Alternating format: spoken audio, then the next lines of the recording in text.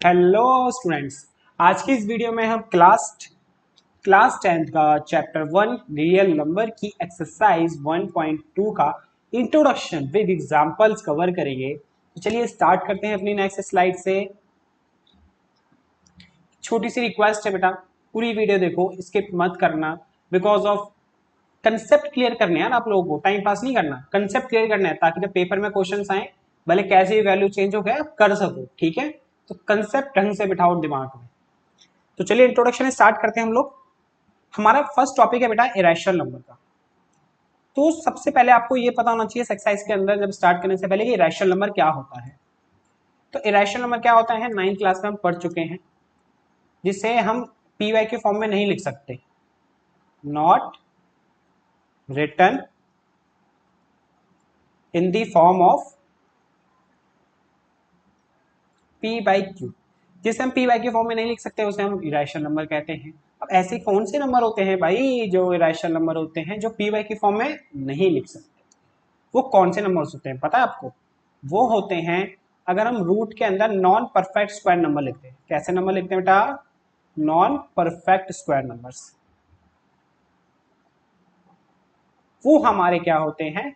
Irrational number होते हैं। अब बात आती है sir non perfect square number क्या होते हैं। तो पहले समझो परफेक्ट स्क्वायर नंबर कौन से होते हैं। परफेक्ट स्क्वायर नंबर्स ऐसे नंबर्स जिसका सेम नंबर को मल्टीप्लाई करके नंबर आया हो। जैसे वन एक परफेक्ट स्क्वायर है क्योंकि वन वन जा वन होता है। फोर भी एक परफेक्ट स्क्वायर नंबर है क्योंकि टू टू जा फोर होता है। नाइन भी एक परफेक्ट स्क्वायर नंबर है क्योंकि थ्री थ्री जा नाइन होता है। 16 भी एक परफेक्ट स्क्वायर नंबर है क्योंकि फोर फोर जा 16 होता है। सेम नंबर को मल्टीप्लाई करके नंबर आप बन रहा है ना 16, फोर फोर जा। ऐसे ही नेक्स्ट होगा 25 because of five five five five जा 25। इसी तरह से 36। ये होते हैं हमारे परफेक्ट स्क्वायर। ऑब्वियसली बात है, अदरवाइज बाकी जो नंबर बचे वो क्या हुए?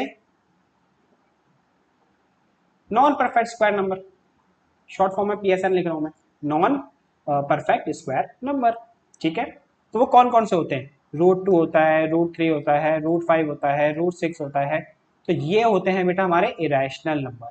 और एक पाई भी जो होता है ना वो भी एक इरेशनल नंबर होता है। ठीक है, तो बस ये पढ़ा था हमने 9th क्लास में कि इरेशनल नंबर क्या होता है, ये पढ़ लिया हमने यहाँ पे। जब रूट में नॉन परफेक्ट स्क्वायर नंबर्स हो वो हमारा इरेशनल नंबर फॉर्म करता है। अगर परफेक्ट स्क्वायर नंबर हो तो वो रैशनल नंबर बन जाता है। अगर परफेक्ट स्क्वायर होता है तो क्या बन जाता है बेटा? वो रैशनल नंबर। अगर रूट फोर होता, रूट फोर की ना वैल्यू होती है टू, और टू के नीचे कुछ नहीं होता वन, और ये पी वाई के फॉर्म में कन्वर्ट हो गया ना, और जो पी वाई के फॉर्म में कन्वर्ट हो गया वो रैशनल नंबर बन जाता है। ठीक है, तो इसीलिए अगर रूट में नॉन परफेक्ट स्क्वायर नंबर है तो वो इरेशनल नंबर कहलाता है। अब आपकी इस एक्सरसाइज के इंट्रोडक्शन में एक थ्योरम है। ये थ्योरम क्या कहती है? कह रहा है कि एक पी एक प्राइम नंबर है। पी क्या है? एक प्राइम नंबर। अगर पी डिवाइड्स हो रहा है ए स्क्वायर से, अगर पी किससे डिवाइड हो रहा है? ए स्क्वायर से, तो पी ना ए से भी डिवाइड होगा, तो पी ए से भी डिवाइड होगा। बस इतनी सी आपको बात याद रखनी है। पी कोई भी एक प्राइम नंबर होता है if P divides A square. अगर पी डिवाइड्स किसको कर रहा है? ए स्क्वायर को, तो जो पी है वो डिवाइड्स होगा, करेगा ए को। इतनी सी बात माइंड में बिठा लो, पी डिवाइड्स ए स्क्वायर सो पी डिवाइड्स ए। बस बात खत्म। ठीक है, अब ये कैसे यूज होगी, कहां यूज होगी, आपको एग्जाम्पल के थ्रू मैं समझाता हूं। कह रहा है prove that root three is the irrational number. हमें पता है रूट थ्री क्या है, एक इरेशनल नंबर है। मैंने भी बताया कि अगर रूट में हम नॉन परफेक्ट स्क्वायर नंबर लिख देते हैं तो वो इरेशनल नंबर होता है। और थ्री क्या है बेटा? नॉन परफेक्ट स्क्वायर, और उसको हमने लिख दिया रूट में, तो इसका मतलब ये इरेशनल नंबर तो है। लेकिन हमें प्रूफ करके दिखाना है कि इरेशनल नंबर कैसे है। तो देखो करेंगे क्या, मैं पहले आपको छोटा सा इंट्रो दूंगा कि हम करने क्या वाले हैं, फिर समझाऊंगा आपको लिख के। ठीक है, देखो हम सबसे पहले क्या करेंगे, इसको लेट कर लेंगे कि ये एक रैशनल नंबर है। क्या लेट कर लेंगे? कि ये एक रैशनल नंबर है। अगर ये रैशनल होगा तो ये किसके इक्वल होगा? पी बाई क्यू के, या ए बाई बी लिख लेते चलो, फ्रैक्शन के, मतलब पी बाई क्यू फॉर्म में कन्वर्ट होगा, ए बाई बी के इक्वल होगा क्योंकि एक रैशनल नंबर है। और यहाँ पे हम ए और बी को मान लेंगे को प्राइम। ए और बी को क्या मान लेंगे? को प्राइम। ठीक है, अब यहाँ पे हम इसको सॉल्व करेंगे, कुछ मैं बताऊंगा क्या सॉल्व करेंगे। और हम यहाँ पे ये शो करके दिखा देंगे, ये शो करके दिखा देंगे कि जो रूट थ्री है ना वो रैशनल नंबर नहीं है। जो √3 है वो एक रैशनल नंबर नहीं है। तो ऑब्वियस ही बात है, हमने क्या माना एक रैशनल नंबर है, लेकिन यहाँ पे मैं आपको कुछ ऐसा सॉल्व करके दिखाऊंगा कि इससे ये प्रूफ हो जाएगा कि ये एक रैशनल नंबर नहीं है, और ये रैशनल नंबर नहीं है तो ऑटोमेटिकली क्या हो जाएगा ये प्रूफ कि ये इरेशनल नंबर है। थोड़ा बहुत समझ में आया? ठीक है। बेसिकली मेरे को क्या करना है, जो चीज हम मानेंगे कि ये रैशनल है, मुझे ये गलत प्रूफ करके दिखाना है कि जो मैंने माना है वो गलत है, और ये गलत चीज हो जाएगी तो ऑटोमेटिकली वो इरेशनल नंबर प्रूफ हो जाएगा। तो अब करेंगे कैसे, इसको समझो। सबसे पहले सॉल्यूशन लिखते हैं, यहां लिखेंगे लेट √3 इज रैशनल नंबर। √3 क्या है बेटा, एक रैशनल नंबर हमने लेट कर लिया। अगर ये रैशनल नंबर है तो रैशनल तो हमारा a/b फॉर्म में होता है ना, तो ये किसके इक्वल हो जाएगा, a/b के। और यहां लिखना आप वेयर जो a एंड b है ना वो कोप्राइम है, यहाँ पे a और b क्या है, कोप्राइम। अब बात आएगी आपके दिमाग में, सर ये कोप्राइम क्या होता है, पढ़ा है आपने लेकिन आपको याद नहीं होगा। चलो मैं बताता हूँ आपको कोप्राइम क्या होता है बेटा। ऐसे दो नंबर्स जिनका कॉमन फैक्टर 1 हो, ऐसे 2 नंबर्स जिनका कॉमन फैक्टर क्या हो, 1 सेकेंड, ऐसे 2 नंबर जिनका कॉमन फैक्टर क्या हो बेटा, 1 हो, उसे हम कोप्राइम नंबर्स कहते हैं। जैसे मानो 2 है और 3 है, 2 है 3 है। 2 किस किस टेबल में आता है, 1 में और 2 में। 3 किस में आता है, 1 में और 3 में। ठीक है, इन दोनों में कॉमन क्या है बेटा, ओनली 1। तो इसका मतलब 2 एंड 3 कोप्राइम्स है, इसका मतलब 2 एंड 3 क्या है, कोप्राइम्स है। ठीक है, तो ये होता है आपका कोप्राइम नंबर। अब देखो आपने क्या करा, √3 को रैशनल नंबर माना और उसको हम किसके इक्वल में लिख दिया, a/b के, क्योंकि रैशनल नंबर होता है a/b फॉर्म का, इसलिए। अब इसके नीचे कुछ नहीं है तो 1 लगा के इसको करोगे आप क्रॉस मल्टीप्लाई। क्या करोगे, क्रॉस मल्टीप्लाई। एक एक स्टेप माइंड में बैठाते जाना। क्रॉस मल्टीप्लाई करेंगे तो b को √3 से करा तो b√3, और 1 को a से करा तो a। इसके बाद आपको क्या करना है, both side square, taking both side square. तो b√3 का स्क्वायर और यहाँ पे a का स्क्वायर। b√3 का स्क्वायर क्या होगा बेटा, 3 का स्क्वायर 3, क्योंकि हम सेम रूट के नंबर का स्क्वायर करते हैं ना, जैसे मतलब मल्टीप्लाई करते हैं, जैसे √3 इंटू √3 करते हैं, तो वो रूट रिमूव हो गया, सिर्फ क्या बचता है 3। अगर √2 इंटू √2 करते हैं तो क्या होता है 2। इसी तरह से बेटा √3 का स्क्वायर कितना हो जाएगा 3, और b का square b square equal to a का स्क्वायर। ठीक है, अब 3 मल्टीप्लाई में तो इधर आके क्या हो जाएगा, डिवाइड। तो यहां से हमें पता चल रहा है ए स्क्वायर को 3 डिवाइड कर रहा है, ए स्क्वायर को 3 क्या कर रहा है, डिवाइड। तो क्या लिखोगे, देयरफॉर 3 डिवाइड्स ए स्क्वायर, 3 डिवाइड्स ए स्क्वायर। और अभी हमने थ्योरम में पढ़ा था, अगर कोई भी एक प्राइम नंबर ए स्क्वायर को डिवाइड करेगा तो वो ए को भी करेगा। तो 3 डिवाइड्स ए स्क्वायर, सो 3 डिवाइड्स ए आल्सो। ठीक है,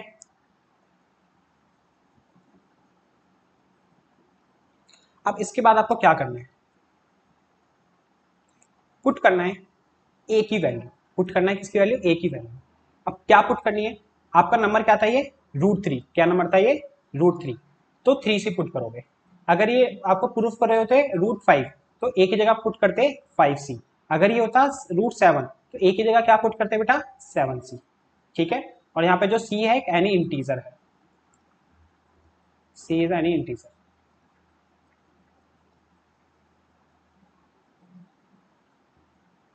तो अब यहाँ पर ए की जगह क्या पुट कर दो बेटा 3c कर दो, जो हमारी लास्ट इक्वेशन बनी थी ये वाली। बी स्क्वायर इक्वल टू ए की जगह क्या लिख दो 3c, इसमें बी स्क्वायर का बी स्क्वायर ए की जगह लिख दो 3c, तो ये हो जाएगा 3c का स्क्वायर और अपॉन में 3। तो B square equal to 3c का स्क्वायर क्या होगा, 3 का स्क्वायर 9 और c का स्क्वायर c स्क्वायर अपॉन में 3। 3 से 9 कैंसिल, 3 बार में c स्क्वायर के साथ 3 मल्टीप्लाई में यहाँ पे, तो इधर आके क्या हो जाएगा divide equal to c square. अब यहाँ पे देखो सेम चीज लिखेंगे, यहाँ पे क्या बी स्क्वायर को 3 डिवाइड कर रहा है तो लिखोगे देयरफॉर 3 डिवाइड्स बी स्क्वायर, सो 3 डिवाइड्स बी। क्वेश्चन खत्म। इतना समझ में आया ना, कोई डाउट हो तो बेटा पूछ सकते हो, मैं आपको एक्सप्लेन कर दूंगा कमेंट में। हमने क्या करा एक बार और बताता हूँ। हमने लेट करा √3 को रैशनल नंबर, और रैशनल नंबर है तो वो a/b फॉर्म में होगा, तो उसको इक्वल लिख दिया a/b के, और यहाँ पे a और b क्या है, को प्राइम्स है। को प्राइम मैंने यहाँ पे बताया था ऐसे दो नंबर जिनका कॉमन फैक्टर 1 हो, और कुछ नहीं होना चाहिए, कॉमन फैक्टर क्या हो, ओनली 1 हो। तो हमने इसको क्रॉस मल्टीप्लाई करा था, फिर बोथ साइड स्क्वायर करा तो ये आया। यहाँ से हमें पता चला 3 डिवाइड कर रहा है a स्क्वायर को, तो 3 डिवाइड्स a स्क्वायर, तो इसका मतलब 3 डिवाइड a को भी करेगा बाय थ्योरम। इसके बाद हमने क्या करा, पुट कर दी यहाँ पे a की वैल्यू 3c, और 3c किस हिसाब से करिए, जो भी रूट होगा आपका, √3 प्रूफ करे तो 3c, √5 करे तो 5c, √2 करे तो 2c, इस हिसाब से हमने यहाँ पे वैल्यू पुट कर दी। फिर 3c की वैल्यू यहाँ पे पुट करी तो a का स्क्वायर, तो 3c का स्क्वायर हो गया, 3 का स्क्वायर 9, c का स्क्वायर, 3 से 9 कैंसिल, 3 बार में 3 मल्टीप्लाई में तो b के स्क्वायर नीचे आके डिवाइड हो गया, और यहाँ भी b स्क्वायर 3 से डिवाइड हो गया, 3 डिवाइड्स b स्क्वायर, सो 3 डिवाइड्स b। ठीक है, अब यहाँ पे तो बेटा यहाँ पे ना हमारा क्वेश्चन कंप्लीट है, बस अब क्या रह गया है, स्टेटमेंट लिखना। जो स्टेटमेंट जो होगी वही शो करेगी कि ये कैसे एक रैशनल नंबर हुआ।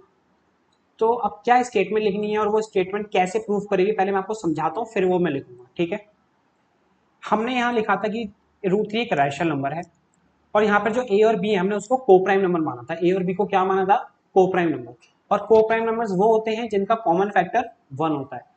a और b को हमने क्या माना था, को प्राइम, इसका मतलब ये हुआ a और b का कॉमन फैक्टर क्या है, ओनली 1। लेकिन जो चीज हमने यहाँ तक करी है अभी तक, उससे ये पता चल रहा है जो a है वो 3 से भी डिवाइड हो रहा है, जो b है वो भी 3 से डिवाइड हो रहा है। a और b दोनों 3 से भी डिवाइड हो रहे हैं, a और b दोनों 3 से भी डिवाइड हो रहे हैं। इसका मतलब पता है क्या हो रहा है, यहाँ पे जो a और b का कॉमन फैक्टर 3 भी निकल रहा है। जो हमने यहाँ पे चीज करी है उससे ये पता लग रहा है a और b का कॉमन फैक्टर 3 भी है, लेकिन होना क्या चाहिए था, ओनली 1। ऐसा क्यों हो रहा है यार, ऐसा क्यों हो रहा है, पता है क्यों हो रहा है, क्योंकि हमने जो अजम्पशन मानी थी ना √3 एक रैशनल नंबर है, वो गलत है। जो हमने अजम्पशन मानी थी √3 क्या एक रैशनल नंबर है, वो क्या है, गलत है, इसीलिए ऐसा हो रहा है। तो हमारी अजम्पशन गलत हो गई कि रैशनल नंबर है, तो इसके ऑटोमेटिकली ये क्या बन गया, √3 इज अ रैशनल नंबर। ठीक है, हमने क्या गलत प्रूफ कर दिया कि हमारी अजम्पशन थी कि √3 रैशनल है, वो गलत हो गई, तो इसका मतलब √3 क्या हो गया, एक रैशनल नंबर हो गया। अब इस स्टेटमेंट को जो मैंने आपको समझा है उसको भी यहाँ पे इंग्लिश में लिख देंगे। क्या लिखेंगे यहाँ पे आप टर्म, और इसको कंटिन्यू करना, आप नीचे ही लिखना, यहाँ पे जगह नहीं इसलिए मैं यहाँ लिख रहा हूँ। Therefore a and b have a at least, इसके अंदर बेटा a और b में have at least 3 as a common factor है, 3 एज अ कॉमन फैक्टर है ना, 3 से डिवाइड होगा इसलिए 3 as a common factor, common factor. But a and b is co-prime, a and b is co-prime, a and b is co-prime। co-prime का मतलब लिखने का मतलब क्या है, a and b is co-prime means not factor other than 1, not common factor, not common factor other than 1। मैंने यहाँ पे क्या लिखा है कि इसके अंदर a और b का हमें पता चल रहा है 3 भी एक कॉमन फैक्टर है, लेकिन a एंड b तो हमने को प्राइम माना था, और को प्राइम का मतलब होता है कि कॉमन फैक्टर 1 के अलावा और कुछ नहीं होना चाहिए। तो अब ऐसा हो रहा है, लेकिन ऐसा तो हो रहा है, तो लिखेंगे this contradiction, this contradiction arisen because our assumption is incorrect, our assumption is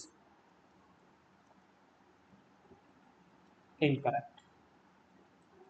ऐसा क्यों हो रहा है, क्योंकि बेटा हमारी assumption क्या है, incorrect, और assumption क्या थी हमारी कि √3 एक रैशनल नंबर है, √3 क्या एक रैशनल नंबर है।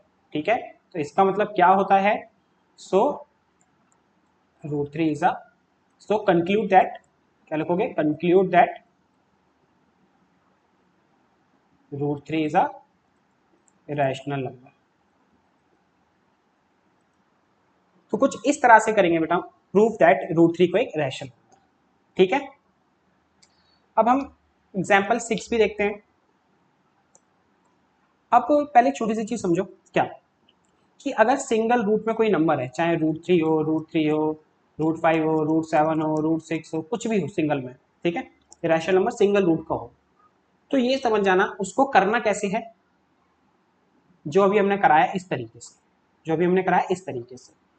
अगर इन इरेशनल नंबर के साथ, इन रूट वाले नंबर के साथ कोई भी नंबर प्लस में आ जाए, माइनस में आ जाए, मल्टीप्लाई में आ जाए, डिवाइड में आ जाए, कोई भी नंबर प्लस में आ जाए, माइनस में आ जाए, मल्टीप्लाई में आ जाए, डिवाइड में आ जाए, तो इनको वैसे नहीं करेंगे जैसे हमने एग्जाम्पल पांचवा करा है, वैसे नहीं करेंगे जैसे हमने एग्जाम्पल पांचवा करा है।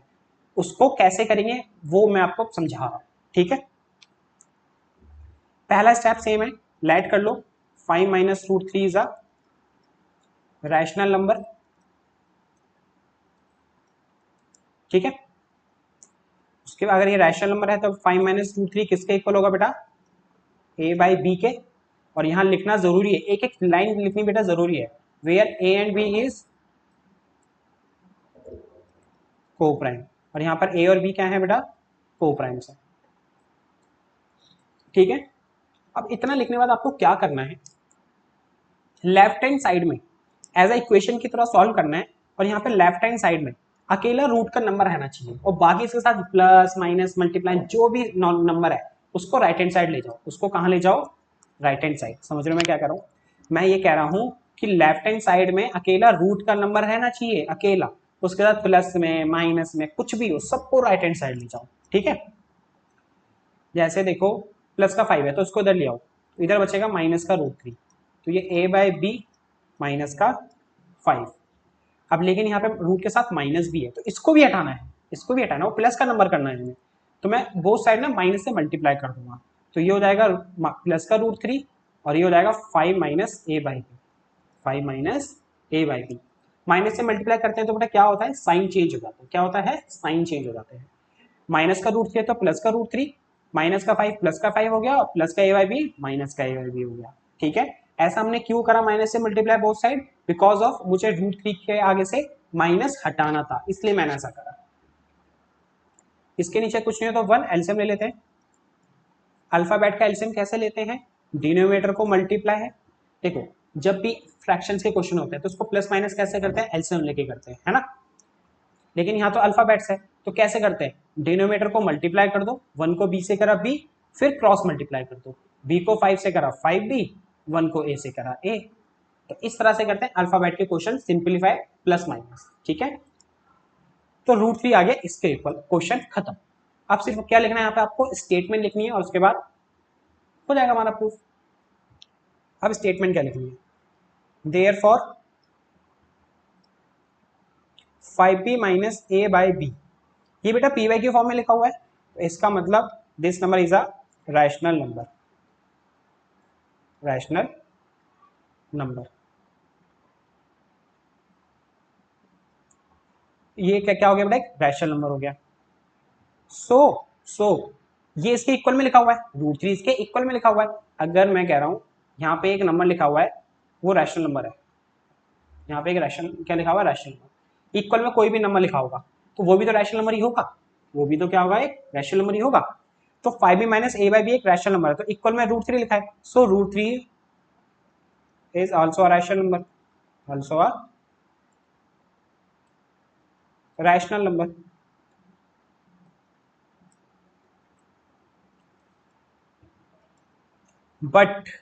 बट हमें पता है रूट थ्री एक इरेशनल नंबर होता है, root three is irrational number. हमें क्या पता है कि रूट थ्री एक कैसा नंबर है, रूट में नॉन परफेक्ट पर नंबर लिखा है ना, रूट थ्री कैसा नंबर है, एक इरेशनल नंबर है। तो भाई ऐसे कैसे हो सकता है कि रैशनल इरेशनल के इक्वल हो जाए, रैशनल नंबर इरेशनल नंबर के इक्वल हो सकता है, नहीं हो सकता। जैसे मैं बोलूँ नेचुरल नंबर होल नंबर के इक्वल हो सकता है, नहीं हो सकता। उसी तरह से रैशनल नंबर इरेशनल नंबर के इक्वल हो सकता है, नहीं हो सकता। तो कहीं ना कहीं हमने कहीं गलती करी है, कहीं ना कहीं हमने इसके अंदर क्या करी है, गलती। क्या गलती करी है कि 5 माइनस रूट थ्री को हमने रैशनल मान लिया है। क्या गलती करी है बेटा हमने यहाँ पे, 5 माइनस रूट थ्री को क्या मान लिया है, रैशनल। तो इसका मतलब क्या हुआ, हमारी एजम्पशन गलत हुई कि ये रैशनल नंबर है, एक्चुअल में ये है क्या, रैशनल। हो गया प्रूफ। तो क्या लिखेंगे, root three also rational number but root three is rational number. और at this contradiction arisen, this contradiction arisen because of our assumption is incorrect, our assumption incorrect. ठीक है, सो कंक्लूड दैट, यहां लिख दे रहा हूं बेटा मैं, सो conclude that 5 minus root 3 is irrational number. 5 minus root 3 is a irrational number. ये हो गया बेटा 5 माइनस रूट 3 भी इरेशनल। एक एग्जांपल और है, उसको भी कर लेते हैं। 3 रूट 2, अब देखो मल्टीप्लाई में आ गया ना रूट के साथ, तो इसको भी इसी तरीके से करेंगे। तो सबसे पहले लेट कर लो कि 3 root 2 is rational number.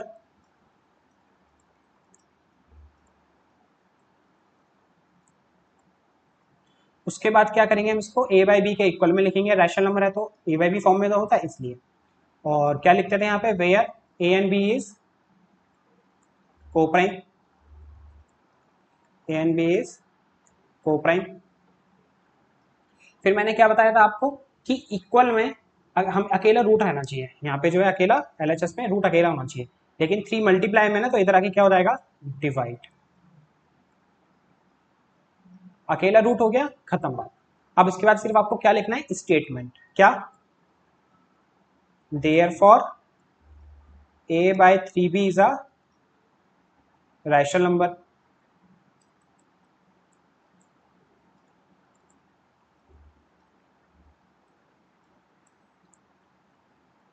So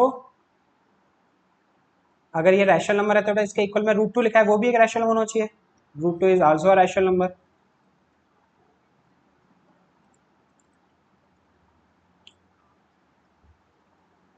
but contradict fact हमें पता है कि कॉन्ट्राडिक्ट फैक्ट है कि रूट 2 एक इरेशनल नंबर है, रूट 2 एक रैशनल नंबर, रैशनल नंबर। अब भाई रैशनल रैशनल क्या आ रहा है, लेकिन रूट 2 तो एक रैशनल नंबर होता है, ऐसा कॉन्ट्राडिक्शन अराइजन क्यों हो रहा है। और दिस कॉन्ट्राडिक्शन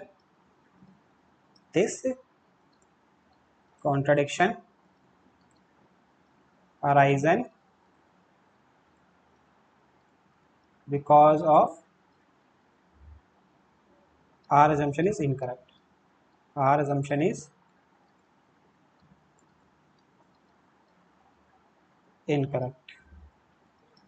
ठीक है, हमारी assumption क्या हो गई, गलत है, इसलिए ऐसा कॉन्ट्रडिक्शन अराइज हो रहा है। तो इसका कंक्लूड क्या निकलता है, यहां लिख देते हैं। सो कंक्लूड दैट जो 3 रूट 2 है, 3 रूट 2 इज रैशनल नंबर।